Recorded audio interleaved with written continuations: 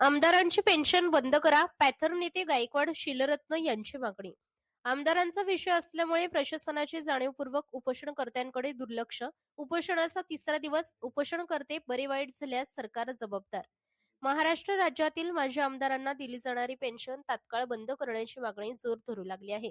राज्यातील सामान्य जनतेवर वाढत्या करांचा व आर्थिक भाराचा विचार करता माजी आमदारांना मिळणारी आजीवन पेन्शन ही अन्यायकारक आणि जनतेच्या पैशांचा अपव्यय होत असल्याचा आरोप करण्यात आला आहे.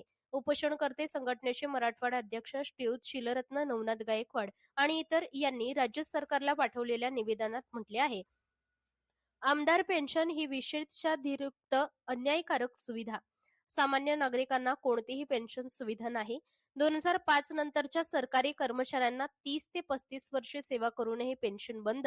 पण आमदार फक्त 5 वर्षे सेवा करून आजीवन पेन्शन घेतात. आमदार पद हे जनतेची सेवा आहे, म्हणून जनतेच्या पैशातून हा मेवा अन्यायकारक आहे. राज्याची आर्थिक स्थिती कमकुवत असूनही शासनाच्या तिजोरीवर माजी आमदारांचा पेन्शनचा मोठा भार आहे. लोकप्रतिनिधी ही नोकरी नसून सेवा आहे, तर जनतेसाठी जबाबदारीचे कार्यालय आहे.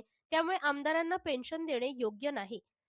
सरकारी कर्मचाऱ्यांची जुनी पेन्शन योजना बंद केली, मात्र आमदारांसाठी मात्र जुनीच लाभदायक योजना सुरू ठेवली ही जनतेची दिशाभूल आहे. स्वेच्छेने सेवा करणाऱ्यांना पेन्शन कशी? आमदार पद हे स्वेच्छेने घेतलेले निवडून आलेले लोकप्रतिनिधी पद आहे. त्यामुळे जनतेच्या पैशातून पेन्शन हा अन्यायकारक लाभ असल्याचे निवेदनात नमूद करण्यात आले आहे. येत्या 20 एप्रिल 2026 पासून मुंबईत आझाद मैदानावर बेमुदत आमरण उपोषण होणार आहे.